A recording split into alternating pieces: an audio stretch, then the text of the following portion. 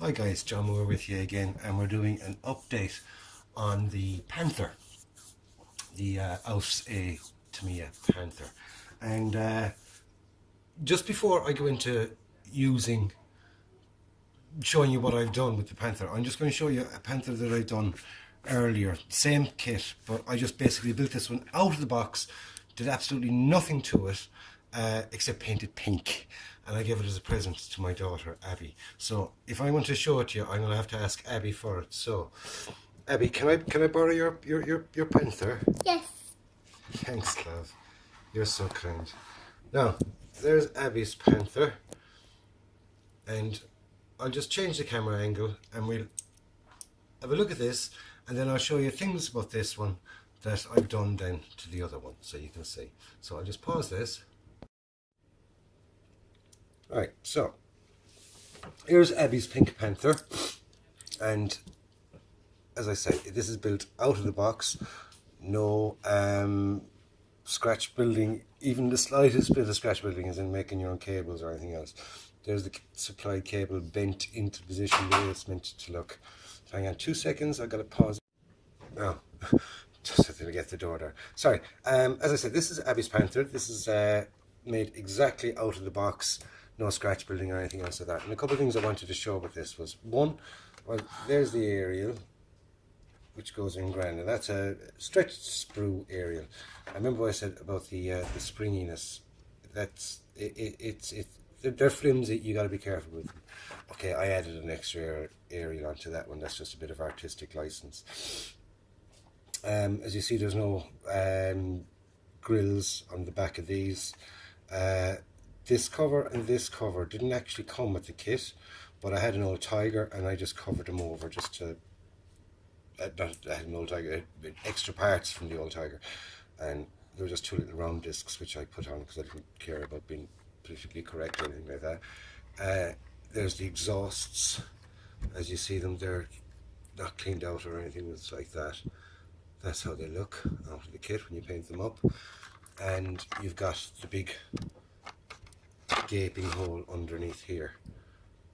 And what they are is they're vents really, so that the motor inside stays cool. That's why, or to me, it didn't originally fill it in or anything like that. Also, if you look at the observation hole and the machine hole and the mantlet, they're just divots. And where else? There's another thing I wanted to point out. Obviously not. No, maybe not. But oh yeah, you've got the sad face underneath the holes. They're just control holes and panels and things like that. So, like I said, this is Abby's Panther, built out of the box, and I'm using it purely just to show what I've done to this one. Right. So, excuse me, it's taken apart. It's in parts. It's ready for all set up, ready for priming. So we start off with the barrel, not or the turret. First of all, I drilled out these, so they're sort of drilled out, so they look a bit more normal now. I have added some battle damage onto that, took little few chips out of it, where just a small bit of battle damage to it. I mean, any more than that and she'd have been destroyed, you know what I mean? We've got direct hits and things. So that's the turret. I have the tracks all ready for priming and painting, and we've got the tub. I'll just screw it off the my little holder stand here. See, I with that, when I'm spraying, I can get in around here, and it's one of my little doohickeys. As you see from the bottom of this one, I have it filled in. I have that big hole gap filled in. What did I use? I used cardboard. I did it as an experiment to see, and it actually worked out great. And if you see here as well on the inside, there's chunks of styrene. What they are is they're old figure stands, and that was just backing for filling the holes at the back. Now, they're nice and smooth. You can see them because you can see the marks of the filler, but that's all nice and smooth, ready for painting. Not that there's no real need, because you're not going to see the underside of it anyway, but it's just for me. Needed a slight little bit of filling here, and on the top I had some of that gauze left over, and even though this one here doesn't quite fit, it's actually made up of 3 bits. The reason for that is it's going to be sort of battle damaged, and you know, once that's painted, I can kind of lift bits of it up and rust that area of it. So that's the that area of it has been rusted up a bit, and all I used for that is just a bit of gauze, that plastic gauze, which works fabulous. And I got it with the King Tiger, and a little sheet of it, and you cut it off to size, and I had a little bit left over, and it just happened to fill these. Like I said, it doesn't come with 2 covers for these 2 pieces here, so I said, rather than just fill them and not be accurate, as in be totally inaccurate, I'll have a look online. And I had a look online, I found a few pictures of the an overview of a Panther, and there was a close-up, 1 or 2 of them, and I kind of copied that to a certain extent, as in I found the cover close enough to what the actual cover is. And this here, I've noticed on 2 or 3 of the photographs, they've actually zoomed right in on this area here. What it is it's metal gauze, you know, a mesh.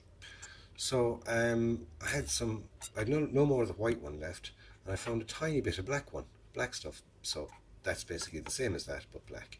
It's that mesh pushed up into the hole from underneath and glued around it, so it kind of slightly raises it.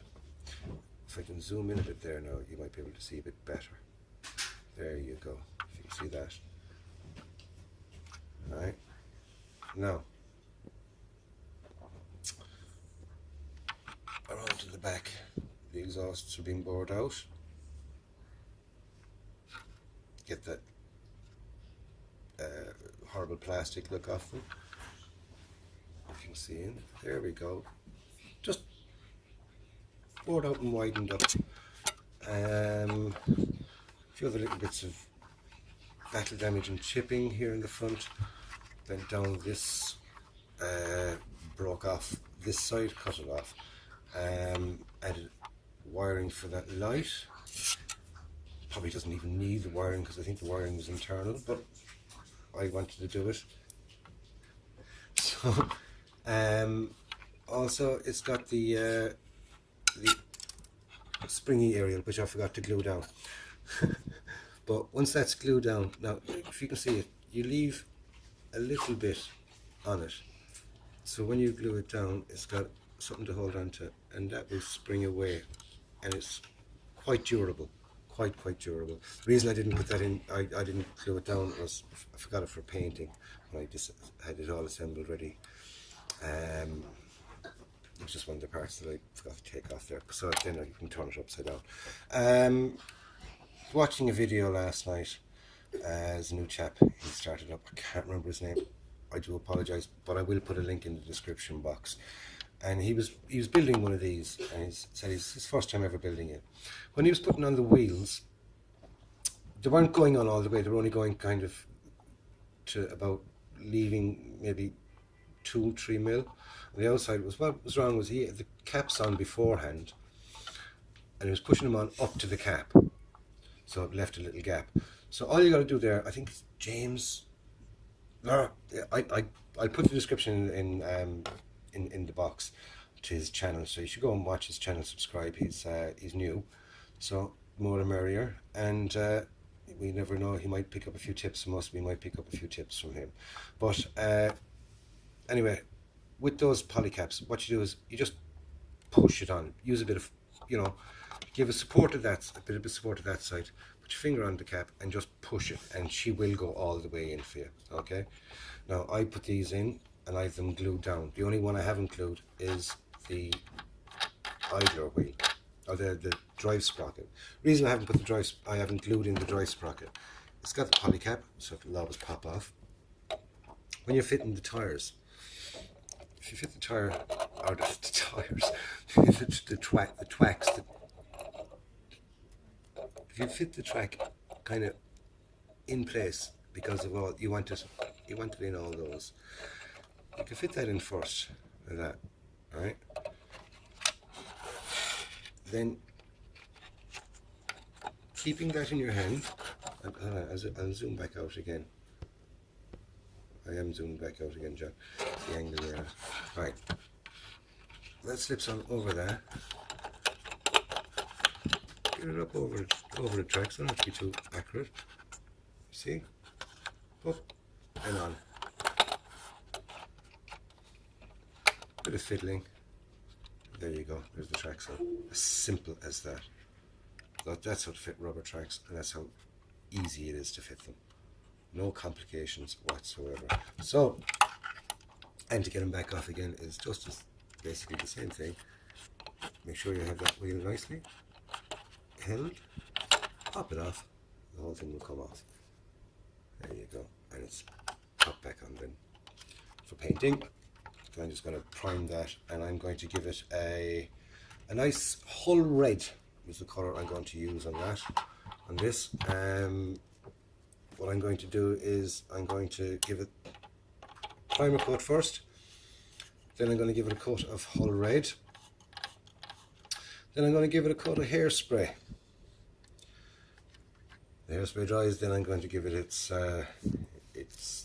frock, its party frock. I'm going to give it its camouflage. Haven't decided exactly what scheme I'm going to go for yet, but it's going to be nice.